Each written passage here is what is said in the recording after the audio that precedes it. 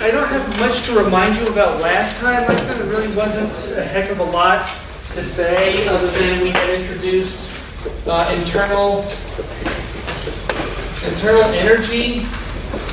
And today I'm going to define it. The only way I had introduced it to you before was as the change in internal energy, which was the sum of work and heat done on a system. And God, I guess I just spent really almost the entire time talking about how these are inexact. So we spent a long time showing how that those are path dependent. If you integrate them so that they have value, right now they have no value, their value is 0, they have units, but they have no value. If you integrate them, the path, and I showed you how to integrate around the path changes the result, and that makes sense for work. Heat is a little harder. I don't really get heat either. But you know that, see, if work was not path dependent, there would be no term engine efficiency. It wouldn't exist. All engines would be the same efficient. It wouldn't matter.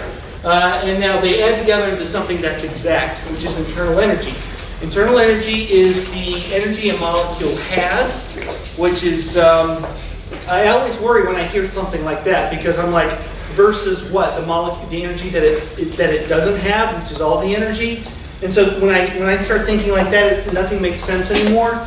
So I'm going to try to make this thing make sense. Then I'll also remember some other little details, and this isn't going to come up again, but just so you know, just to remind you, because I think that's useful, remember that I can define the change in work, but not work itself. That's because it's an inexact differential. It only exists as a change. It has no absolute value. But U itself, I should be able to write, I've written the change in U, there it is. I should be able to say U is equal, not the change in U. The change in U is equal to this, but what is U itself? What's the original function? I should be able to do that because it's exact. By the way, I like, as you will see, I do true and false questions on the homework, and that's a good one. What I just said there, that's a good one. Make a note, maybe watch the video again. Yeah, I guess that was really that's about it that I covered, right? So then what we started getting into was talking about the energy a molecule has. Now, don't write this down, but to preview. That's in contrast to thinking about the energy that a collective, a group of molecules has, a balloon. The collective energy of gas molecules can turn a piston, drive a turbine. I don't think of a single molecule as making my car run. That's where we're going to get into different types of energy than internal energy, right? Enthalpy, Gibbs energy, remember that? There's another one you probably haven't heard of called Helmholtz energy. Anyway, so forget that. You're going to see it in about a week. Okay, so anyway, the energy a molecule has, now this is kind of where I was tapering off. I don't think I did such a great job with this. We said at 0K, there's no translation, there's no rotation, there's no vibration. There may be energy, there's energy in the fact that there's a nucleus and an electron. There's energy in the nucleus itself. So this is me drawing, and of course this is actually would represent radioactive decay, which is the weak nuclear force. I think. Someone remind me in the intermission. Of course, they can fuse. There can be fission. Nuclear processes would still occur. I believe they would still occur at 0K. I think. Actually, I'm not even sure about that, but I don't really care. Okay, now. While these are not true, this is still true. So the internal energy at 0K would not necessarily be 0, but when it comes to driving a piston, the coal burner making the electricity come on, these things don't matter. Right? I'm not going to worry about those. This matters in chemical reactions, and that's for later, so don't worry about it now. Remember, we're doing a gas expands, a gas reacts as a standard for chemical reactions, because if you can't do that, chemical reactions will be impossible. And again, I said it's not nuclear class. Okay, Now, I stated that again, I know I sound like a broken record, but this is all about a piston expanding your car, your power plant, and what I want to do is start to write down what is internal energy. Okay, so let's warm something up, and I just stated that for our purposes in this class, let's just call this 0, and then we're going to heat it up. So I'll say as a function of the temperature. And what I want to do is think about, okay, a way to think about this, as I mentioned last time, is I have helium, and it's 0 degrees K, and I'm going to start to warm it up, and as I do so, energy will flow in. But what does that energy do, right? And I'm going to warm it up to room temperature at the bare minimum. Okay, the internal energy, what form it takes, is you just have to think about what does helium do as heat flows in to warm it up from 0 K. What does helium do with that energy? And that's what its internal energy is. It's composed of. Okay, and it's not too hard. What's the first thing? Helium. Now, of course, if it's a 0 K, it'll be a solid. It'll quickly turn to a gas. And what happens is it gets more heat. It turns to a liquid, turns to a gas really freaking quick. So we're already at a gas. Now it's in a container. The container has dials that say what's going on, what's going up. I'm heating. Molecules hit the wall. And that creates pressure. The pressure is going up. Now, why would the pressure go up? What does it have to do to hit the walls? Now, let's look at here. This is like all the possibilities, and these are possibilities, but we've eliminated them. What's it doing to cause the pressure to go up? It's what? It's translating, right. Translation is how it gets to the wall to hit it. Right, so we are translating. Okay, so let me get a new pen. Yes, I thought ahead, otherwise I'd have to cancel class. It's translating. That's what it's predominantly doing with the temperature in the case of something like helium or argon. It's translating, and that's what allows it to hit the walls. Now, it turns out... Okay, everyone, there was a slight problem with the camera, so I'm trying to fill in the gap after class, so there may be a little discontinuity. Sorry about that. Anyway, so we're talking about what is the internal energy that a molecule has, and we started thinking about helium in a box, and of course it's frozen at 0 degrees K. We decided that the energy it has doesn't matter. We only care about that internal energy it gains as we slowly heat the box up. And being helium, it can only translate. And of course we live in 3 dimensions, so it translates in 3 dimensions, x, y, and z. Now we just need to know what that energy is. I need something with the right units. It turns out that in 344, the first thing we're going to do, it takes about 2 days, here's a bit of an aside, is we can figure out what the translational or kinetic energy is. And again, don't worry about this, you're going to have it next semester. It turns out it's 3/2 RT.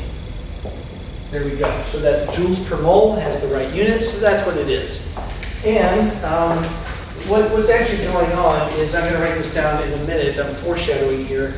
What I'm seeing here is that the gas is picking up exactly 1/2 RT times every degree of freedom. Let me write that down. Degree of freedom. And, of course, each degree of freedom is defined as its ability to translate in each of the dimensions. So, actually, I'm going to try to, let me do this a different way. What I'm going to do is I'm going to make a big graph of different gases, its degrees of freedom, and its internal energy. Now, I've pretty much done that in this case of helium, but it's going to be more instructive to see the same done for a couple of examples here. Let me just get the board in the same place it was. Write down the gas, what gas I'm talking about. Write down the degrees of freedom. And then, of course, what the internal energy is. Again, with the 0 degrees being something that we don't care about. And I have been working with helium. Again, there are translational degrees of freedom, and there are 3 of them. Its internal energy is 3/2 RT, and we're done. Okay, so hopefully that makes sense. Let's go into something a little bit more complex. Let's choose a linear molecule, linear polyatomic molecule, CO2. And now what we need to do is figure out its degrees of freedom, figure out what they are, how many they are, and then multiply that by a half RT, and now we know what the internal energy is.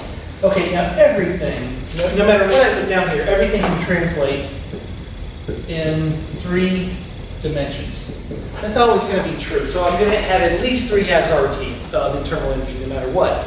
But CO2 can do some other things. It can rotate and it can actually vibrate. Now what I have to ask is, does that matter? You see, if I have a box and I can make the molecules in that box vibrate, that's not actually going to affect the pressure in any measurable way. Maybe it does. It'd be really, really, really slight. And remember, this is car piston class. This is power plant class. The only thing that matters is generating pressure to move the piston to turn the turbine. Now, what I'm telling you is that vibrations and rotations are not going to help that process. So the question is, do I need to write them down then? I've already ignored the nuclear energy. Why don't I ignore that energy? It turns out I can't. Here, let me go ahead and write it down. In the case of CO2, it can vibrate. And it can rotate. Now it turns out that it's a linear molecule, and all linear molecules, you may recall from freshman chemistry, there's a formula to know the number of vibrations, which is 3n minus 5. Now I bet you thought that was 6. That's for nonlinear molecules. 3n minus 5 for a linear molecule, and let's see, that's 4. Okay, so we have 4 vibrations, we have 3 translations, 4 vibrations, and that leaves us 2 rotations, and that's because CO2 can only rotate in 2 different ways.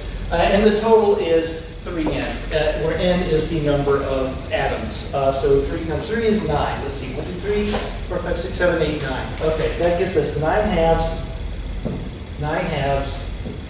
RT of internal energy. Okay, now I'm going to splice back into the original video. Hopefully this isn't too painful.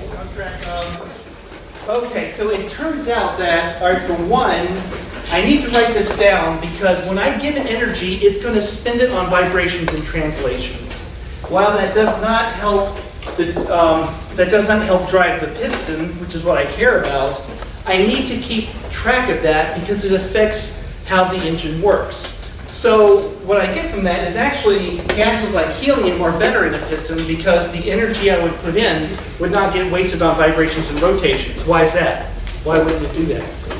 It can't. It can't vibrate and rotate. Oh, God, I hope you know that. Anyway, so yeah, CO2 is not a great gas for making a piston work, for powering the power plant, because I'm going to have to, I'm losing energy on making it vibrate and rotate. That just doesn't do anything for me, but it still does do it.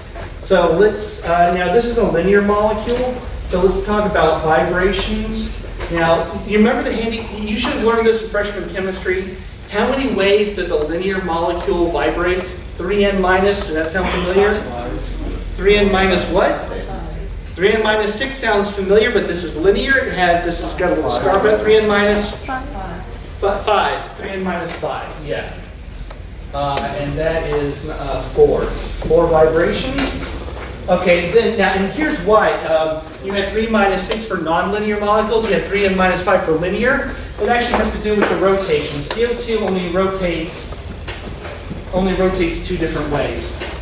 Okay, I should, okay. 1, 2, 3, 4, 5, 6, 7, 8, 9. Okay, so 9 halves RT is the internal energy.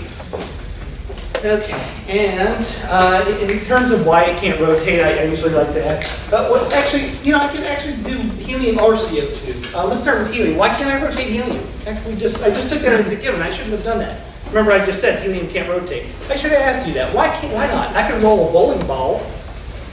Why can't I roll? Can I? Maybe did I screw up? Can I actually rotate helium? Can I not shrink myself down, pick up helium, and give it a twirl? Can I not do that? What do you think? Would it make a difference? We'll describe difference. If you roll a ball and it's still going to be a ball in the same place? Well, yeah, that's, well, you can tell a bowling ball because you got the finger holes and you can see those turn. Now, the finger holes on a bowling ball equivalent to helium would be its electrons, right? Now, the reality is that here's the nucleus, the electrons are whizzing around, and that's what you feel. The electrons are whizzing around at a rate that's unbelievably fast. So I could shrink myself down and find some way to hold on to it and roll it. The problem is, by the time it's, say, rolled one circumference, the electrons that, again, actually define it, have whizzed around probably 1 billion times more, making my motion just stupid, meaningless to it. So no, you can't roll a helium atom. CO2, okay? This, you can do this, right? But this, why not? No. So I showed you 2, there was this, but no, you cannot do this. Why? Yeah, same reason, exact same reason. That's why it only has 2 rotations. Okay, last, let's do CH4. Let's see, you got 3 translations. We got here, after all this yakking, 3 rotations. Now you have 3 rotations, by the way, if you're like, oh, well, is 3n minus something for rotation? No, get that out of your head. There are 3 rotations because we live in 3 dimensions. CO2 linears are weird because, again, they don't do this. That doesn't practically work. 3 rotations because we live in a 3-dimensional universe. Vibrations, by the way, there ought to be 3n total modes of motion, but we subtract 6. By the way, 3n minus 6 is where it comes from. 3n, because that's 3 dimensions, the number of atoms, minus the motions that belong to translations and rotations, leaving behind 3n minus 6 vibrations. That's where that formula comes from. So 3n, 15 minus 6 is 9. 9, 10, 12, 13, 14, 15, right. Vibrations, and so that is, let me make sure I'm doing this right. Yeah, 15 halves RT. Okay, so yeah, there you go. All right, I'll keep, sorry, this classroom I find very awkward.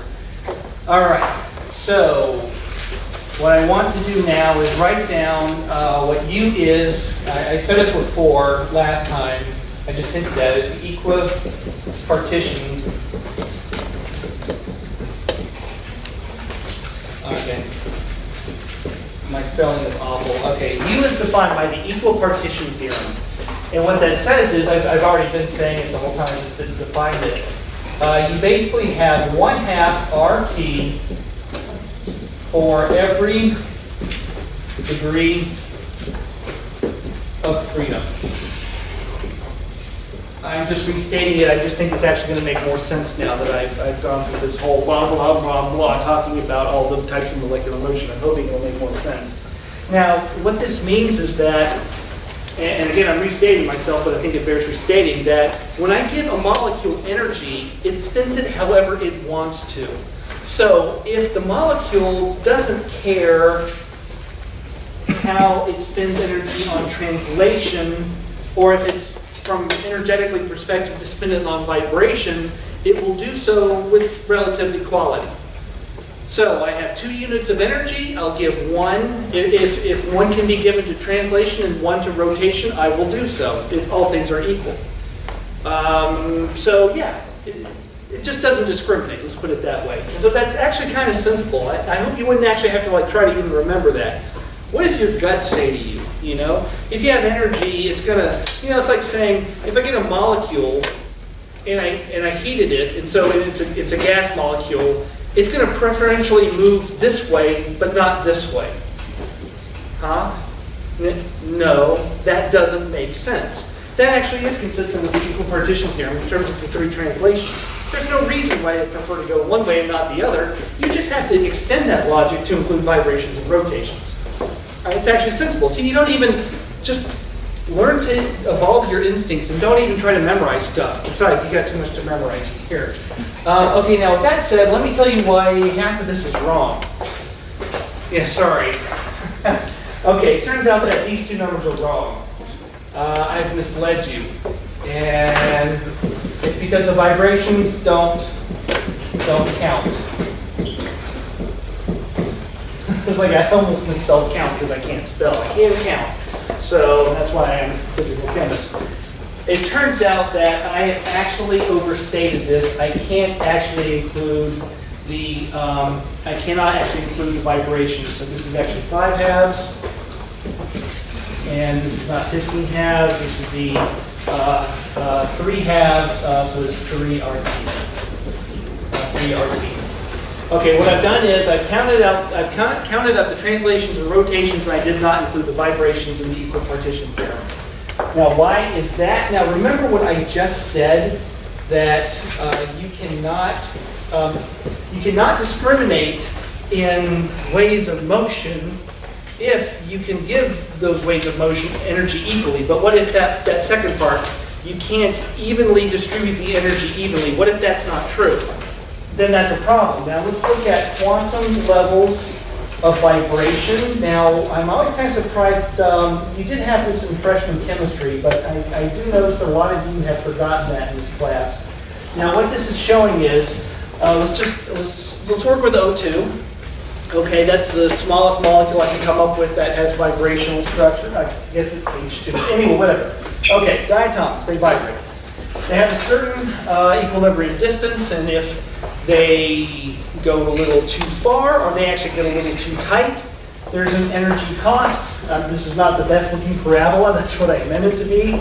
Anyway, spring constant, Hooke's law, and all that. Anyway, parabolic energy levels, takes energy to stretch. Same for compression, although we generally don't think of it that way. And there you go. Now the quantum levels state, see a lot of you, I don't think have heard, you heard it in freshman, but it's been a while, I know. What quantum mechanics says when we take 344, you're actually going to solve, you're going to mathematically prove what I've just drawn, states that in the ground state, molecules are always moving, and that's part of the you can't know where something is and how fast it's going at the same time principle. You have heard that, I hope. And so O2 is vibrating like this, and if it gets enough energy, it does not do this as I feed it energy. This does not happen. No, that was wrong. It does this. I'm feeding it energy. I'm feeding it more energy. I'm feeding it more energy. Why is nothing happening? I'm feeding it more energy. Nothing's happening. Feeding it more energy. Nothing's happening. I'm feeding it more. Now it does this. And I'm feeding it more energy. I'm feeding it more energy. I'm feeding it more. Oh, now it does this. Right. These are the quantum steps in energy levels. This is what we covered in 344. You had it in freshman, you may have forgotten it, but that's what it means. Now, it just turns out that these energy steps are much, much greater than RT. So if I could draw RT on this little scale, again, this is this motion, this is this motion, this is this motion, right? And there's nothing in between. So when I have some thermal energy to spend, and I'm talking room temperature, it will not absorb it into vibration. It can't. Right. So if we were talking about thermal energies in basically RT inside of a rocket engine has this much energy. Just calculate R times T, rocket engine, a couple of thousand degrees. What's that energy? Well, that would be about the energy of this splitting. And then the molecule would spend some of that rocket energy on vibrating. But we don't live in a rocket. In fact, I don't even think it happens inside of your rather hot car engine. Seriously, inside of a rocket or a nuclear power plant. So that's why the term, by the way, is called frozen out. Vibrations are considered thermodynamically frozen at temperatures that you would ever care about. The temperature that your car operates, the temperature that the steam is out inside of the piston that turns on the power. Maybe not inside of a rocket, but this is a nuclear class, it's not rocket engine class. So that's why I eliminated them from the degrees of freedom. It's a practical issue. And also, I do like to warm you up for 344 because that's actually the hardest class. So yeah, that's all I got about on this. Any questions? Hopefully this isn't horribly painful or anything. Question? What is n equal to? Number of atoms. Oh, sorry. Yeah, number of atoms. Right. Now, notice it doesn't matter. So Notice. there you eliminated vibration only, and in the bottom one you eliminated Vibration only. Yeah. So let's see here. just being an atom, it only has 3 ways of moving, and so 3 halves RT. Moving, I mean translations. This guy, it had vibrations, but again, no, don't count those. No, you can't count them because they just don't absorb energy. If they don't absorb energy, they never release it either. Thermodynamically, they're dead. Everything has 3 translations, but it picks up 2 rotations. O2, O2, H2, blah, blah, blah, N2 are also in this category. They also have 5 half RT units, I screwed up. I lost a point. Methane, because we live in 3 dimensions, actually rotates 3 different ways. 9 vibrations, but it doesn't matter. Practically rendering 3 RT. So every gas molecule I will throw at you, and I am going to do this on homework and on the test, I will definitely have a question like this. I'm going to give you a gas, and you figure out what its internal energy is. It is one of these 3 possibilities. Because either I gave you helium or argon or krypton or neon, or I gave you O2, N2, CO2, or I gave you all the others. Right, and so you only have one of these 3 possibilities. So, is that, all right, we're all right? Any other, we're okay? Because I'm about to move into a different regime here. Yeah, hopefully not too bad. I'm still actually, in all honesty, I'm hoping you're still thinking this is kind of high schoolish. That's great because that changes. So now that I've defined U, which is I hope this is relatively easy. Now I want to start talking about the change of U, and I'm not really, I'm not going to focus on this definition, this equipartition theorem. Well, I'll use it every now and then, but what I really would rather do is talk about changes of U as it pertains to doing work and heat. But I tell you what, I can actually give you an example of about half this class. I'm going to ask questions like this. Let me go ahead and give you an example question. Let's see. What I'm going to do for thermo questions is give you a setup of like there's a gas and it's at this temperature and the volume is half. What's the internal energy? What's the work? What's the heat? By the way, I have 48 other things to ask. Seriously, I'm actually going to do that. When a gas expands and gas contracts, I can ask you one of 48 different things. What's the internal energy? What's the heat? What's the work? What's the entropy? What gives energy? What's the enthalpy? There are 48 of these. Yes, we're going to do every one of them. That's why this class sucks. Okay, let's do the first one. Let's do the first one. Let's see. What do I want to do? Okay, what is the change in U, the change in heat, the change in work for an isothermal process? Okay.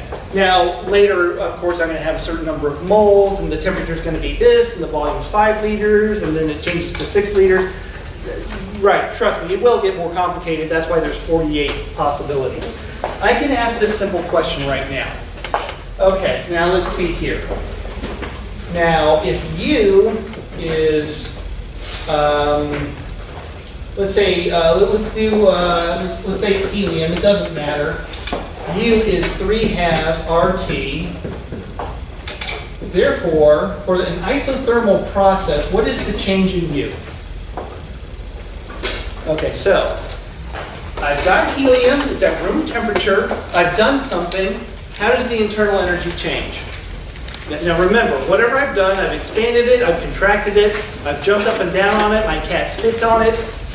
The box of helium is at the same temperature before and after the process. What is the change in U? It's 0. 0. Before, it's whatever this number is, and after, it's still the same number. Constant, defined as constant, right? Before and after the temperature can change, and I don't think R changes unless you transport to another universe. 3 halves is 3 halves, right? It's 0. Don't forget joules, you just lost the point. Okay, now that you know, now what about heat and work? Well, you got this equation. And therefore, the change in work is equal minus the change in heat. Guess what? I would have given you one of these numbers. Oh, by the way, the heat was 1 joule. I gave you that, and now you know that the work is minus 1 joule. You see? So when it comes to the 48, and I'm really not kidding, folks. I know I kid around too much. Seriously, there's 48 of these, and you are going to do them all. I had to do it. So, but notice how we whittle away. Notice how we whittle away. I answered 3 things with 1 piece of information. 1 piece of information gave me 3 of them. I only got 45 more to go. There's only about 5 rules, by the way. I'm going to whittle this down. Yeah, there's 48 things, but you can simplify them down to about 5 rules that allow you to calculate all of them. And that's actually mostly what I'm going to be doing in this class. Okay, anyway, that's internal energy. I'm going to walk away from it now and focus on work. Work is actually relatively easy. And what I want to do is, here, let's focus on work. And work is going to be a gas expands, a gas contracts. A common definition is, what is work? Work is energy that can be used to raise a weight or expand a gas. Don't even write it down, I don't care. What I do know is that work, my physics definition was force times distance. I like that one. So let's do the change in work. Remember, I can't say what work is. I can only say the change in work because it's indirect. So force times a change in distance. There, if I have a partial here, there has to be a partial there. Again, that wouldn't make sense. And let's look at a piston. So I'll draw the magic piston this time. And I will only do work. Well, I can talk about raising a weight. I will not do that. I will just stick with the gas expands, the gas contracts for this entire class. Actually, I might talk about rubber bands at one point. Actually, I will talk about lipid membranes. That's so far away, don't even worry about it. You're going to be so used to this stuff by the time we talk about lipid membranes that you're not even going to think about it too much. So here's a hand, and okay, here's the gas in the magic cylinder. There you go. Now the plunger is going to be moved. It can be moved left or right, and that actually does matter. I'm going to go over that. And of course, there is a certain, sorry about this is a little funky. There's a certain area to the plunger. This is important when it comes to defining force, because force is, what's kind of hard is if someone pushes on a plunger, what do you ask them? How much force did you add, or what did you add? Pressure, right. You kind of should be asking what force did you apply? What force did you add? It actually would be smarter. But we all know that we actually ask what pressure. How much pressure are you under? Get that teacher. Never mind, anyway. Okay, so I think of pressure. Now, pressure is force over unit area. So I have to, look, it has to be done in force, but I want to work with pressure. That's fine. I just got to remember that pressure is force. So I have to write this down. Just remember that I'm actually writing down pressure. Force per unit area. Okay, to get back force, I have to multiply by the area. And then, of course, I'm still got a dot into the change in distance. Okay. Now, what I want to do is, here, I will, I'll now write down pressure. So obviously, now remember this is an exterior pressure times the change in area, times the area of the plunger. And I actually, oddly enough, I was kind of careful about this, times versus dot. That's actually a dot product, so the angle matters. Times the x. And so what I want to do with this is note, so again, remembering that's a dot product. Now, here's where this is kind of funky.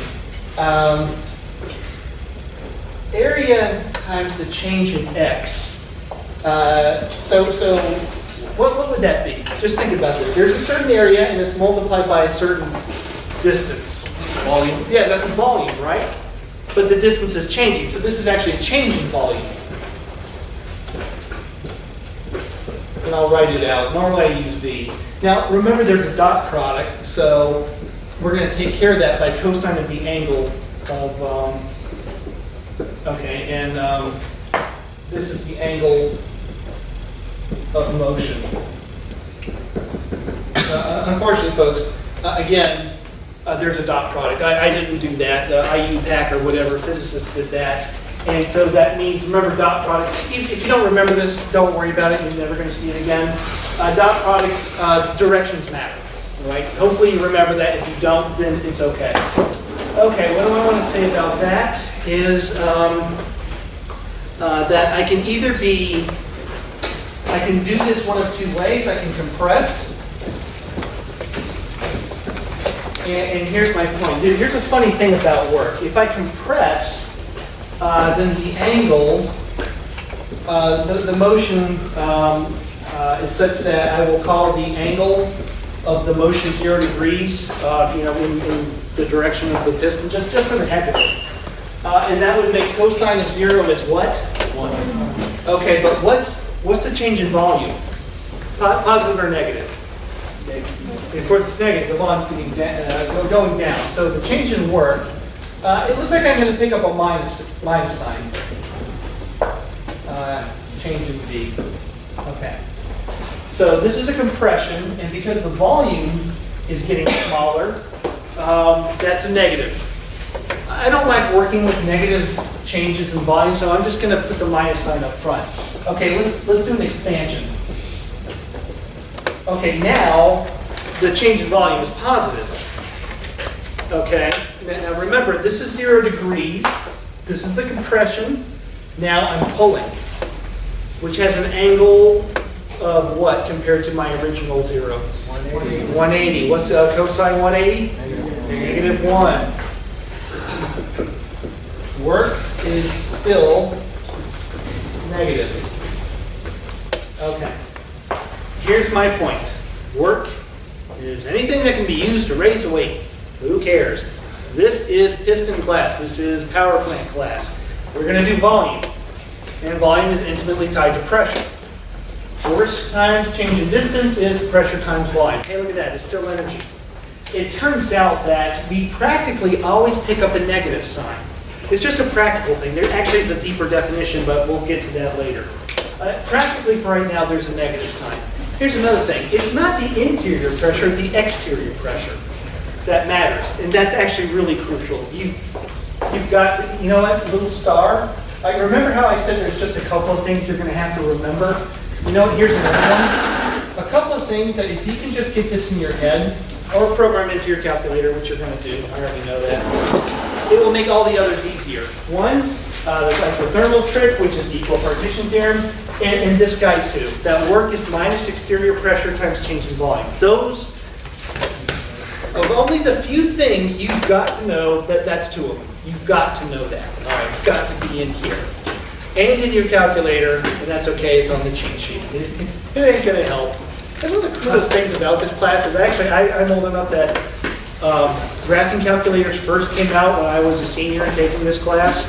And of course I learned how to program the formulas into the calculator. It didn't help. It didn't help at all. So the same thing's going to happen to you.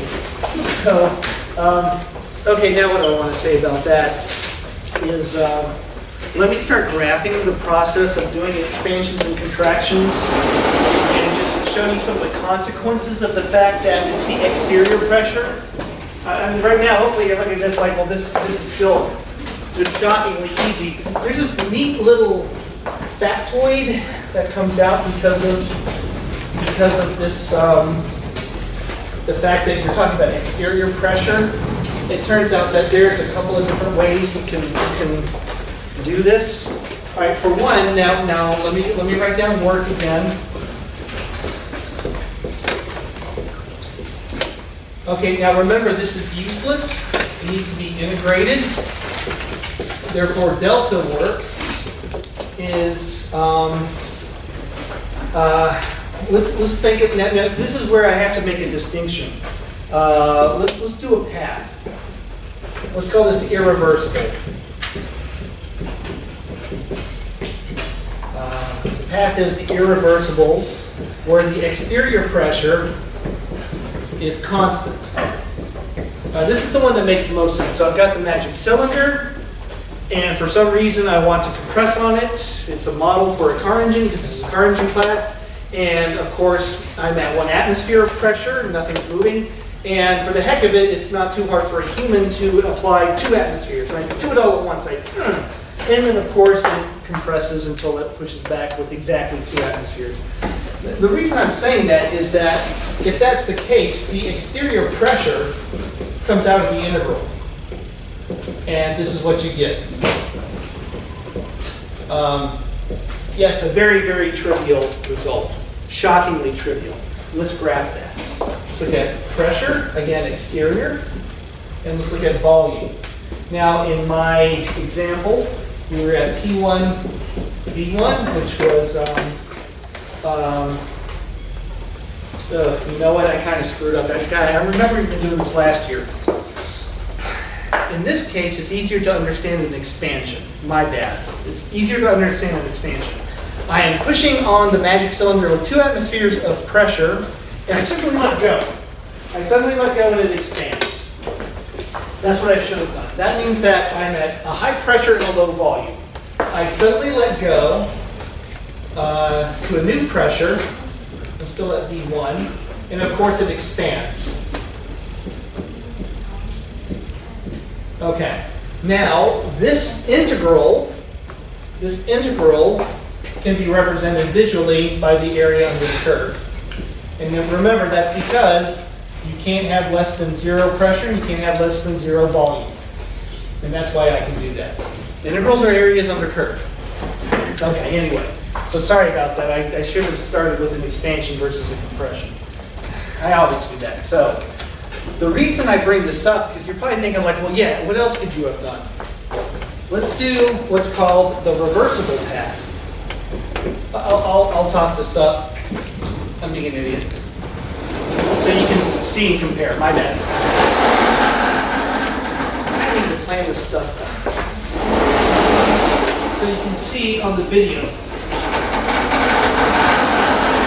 That's why I really want to get a different room. The video, you can't quite see the copy board. Hopefully that's correct. Hopefully the video is actually being recorded. I don't know that. And yeah, we'll just, I'm almost. Sorry, I know I'm a little bit over, that's okay. Well, I'll get a little bit more of a break. Let's do a path. This is the second path called the reversible. And that's when the exterior pressure, for all intents and purposes, is equal to the interior pressure. Now, how I do that is, again, let's do an expansion. I'm pressing with 2 atmospheres of pressure on the magic cylinder. Instead of letting go, instead, I just kind of back off. Just back off slowly. Bit. Now, if I want to be a purist, a mathematical purist, I let go infinitely slowly.